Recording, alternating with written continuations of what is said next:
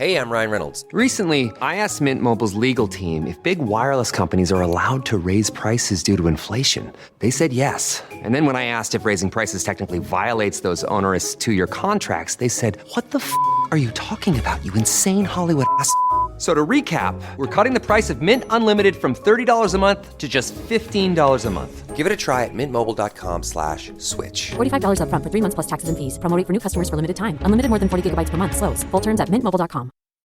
This episode is brought to you by Shopify. Upgrade your business with Shopify, home of the #1 checkout on the planet. Shop Pay boosts conversions up to 50%, meaning fewer carts going abandoned and more sales going cha-ching. So if you're into growing your business, get a commerce platform that's ready to sell wherever your customers are. Visit shopify.com to upgrade your selling today.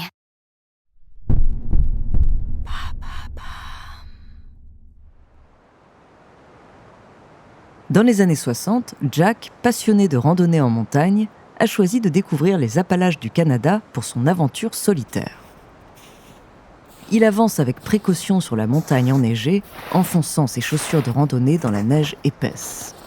Le paysage est d'une beauté à couper le souffle, avec des pics escarpés et des falaises abruptes, tandis que les arbres majestueux sont couverts de neige et leur écorce est craquelée par le gel.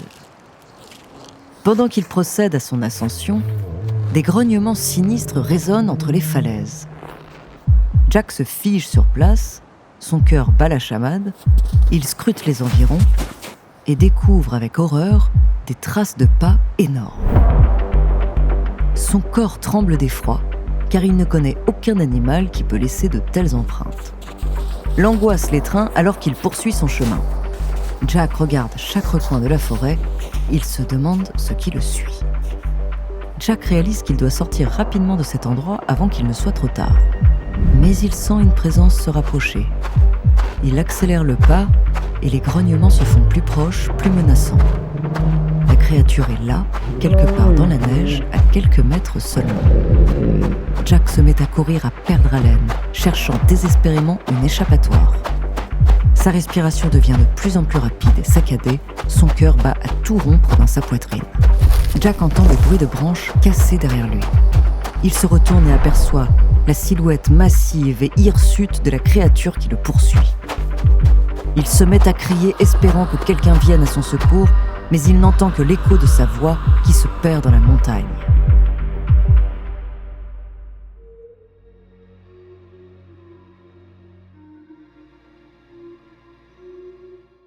Bonjour, je suis Andrea, bienvenue dans True Story. Dans cet épisode, je vais vous parler d'une créature légendaire qui fascine à travers le monde. Son histoire remonte à des siècles, mais personne n'a encore prouvé son existence. Son nom, Bigfoot. De son origine aux théories de son existence, découvrez sa True Story.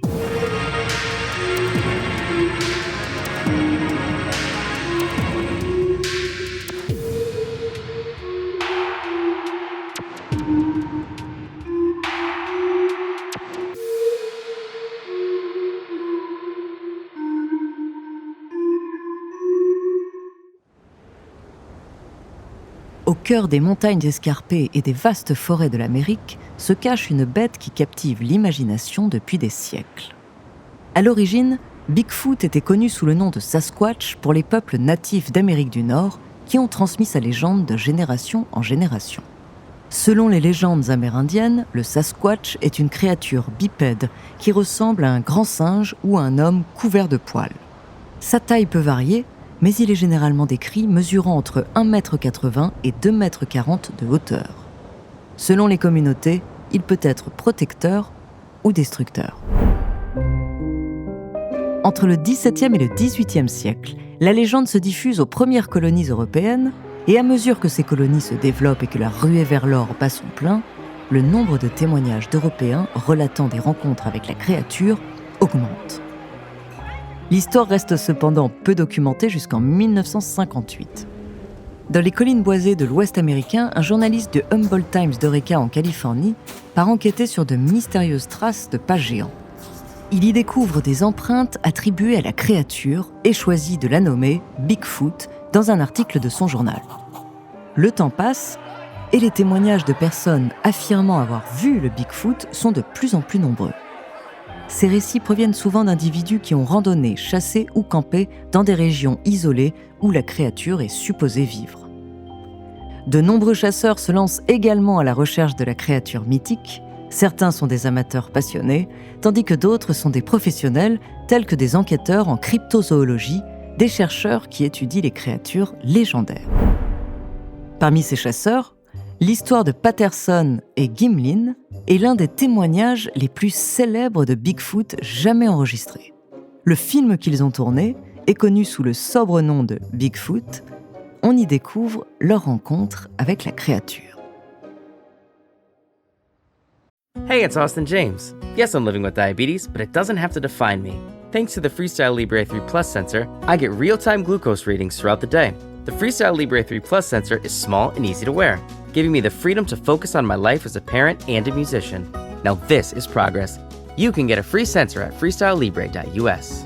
Offer available for people who qualify. Visit myfreestyle.us to see all terms and conditions. Certain exclusions apply. Data on file, Abbott Diabetes Care, or prescription only. Safety info found at freestylelibre.us. This episode is brought to you by Allstate.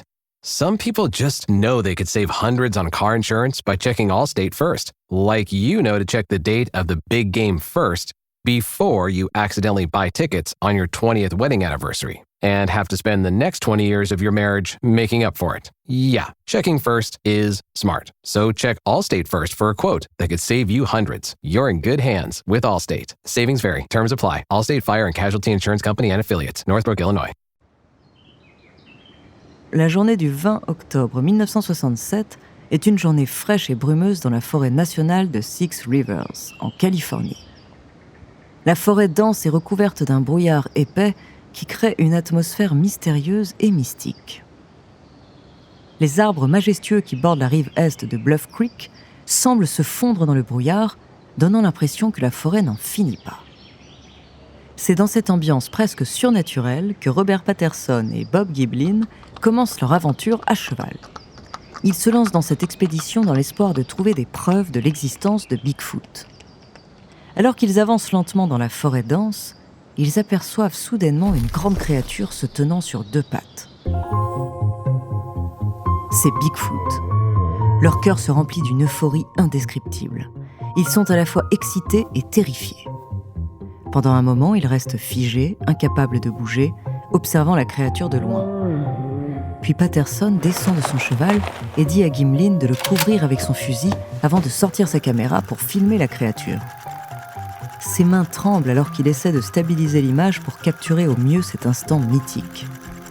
Mais l'excitation se transforme en peur lorsque la créature les aperçoit et prend la fuite. Patterson est déterminé à ne pas laisser l'occasion passer. Il se rapproche de la bête et continue de filmer la scène jusqu'à ce qu'elle disparaisse derrière les arbres. Patterson et Gimlin sont bouleversés par leur rencontre avec Bigfoot. Ils décident de retourner à l'endroit où ils ont vu la créature pour prendre la mesure de ses traces de pas et faire des moules en plâtre de ses empreintes. Ils savent que ce qu'ils ont vu est réel et ils sont bien décidés à prouver l'existence de Bigfoot au monde entier.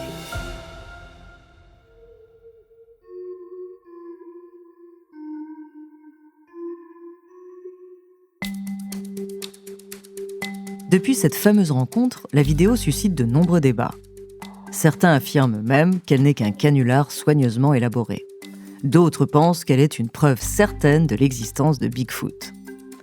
Au fil des ans, la vidéo est examinée par des experts en analyse d'images et en anatomie humaine, dans l'espoir de prouver ou de réfuter son authenticité. Cependant, malgré les analyses, il n'y a toujours pas de consensus sur la vérité de cette rencontre. Car oui, en dépit de tous les témoignages, nous n'avons aucune preuve irréfutable de l'existence de Bigfoot. Certains scientifiques estiment que la créature pourrait être un mythe, tandis que d'autres croient qu'elle pourrait être une espèce encore inconnue de la science. C'est le cas de Grover Krantz, un anthropologue et cryptozoologue américain qui a consacré toute sa vie à étudier Bigfoot. Il est convaincu que cette créature serait une espèce non répertoriée de grands singes. Grover a analysé des empreintes de pas, des échantillons de poils et d'autres preuves pour tenter de prouver son existence. Et il est également convaincu que les rapports sur les observations de Bigfoot sont largement sous-estimés. Pour lui, le rejet de la science sur l'existence de Bigfoot est en grande partie dû à un manque de preuves suffisantes plutôt qu'à une absence totale de celle-ci. Des obsessionnels comme Grover, il en existe beaucoup. Mais ils font tous face à des critiques sévères de la part de la communauté scientifique, car leurs preuves ne sont pas vérifiées de manière rigoureuse. Beaucoup pensent que le Bigfoot est une légende qui s'est transformée en un canular élaboré. Certaines des photos et vidéos les plus célèbres de Bigfoot sont avérées comme étant des supercheries, ce qui laisse penser que toutes les preuves sont fausses ou manipulées. Malgré tout, le mystère qui entoure cette créature légendaire continue de fasciner à travers le monde et de nourrir l'imagination collective.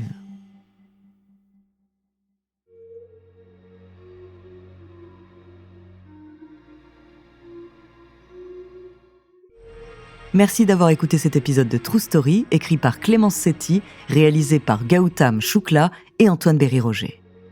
La semaine prochaine, je vous raconterai l'histoire d'un explorateur qui a fait le tour du monde.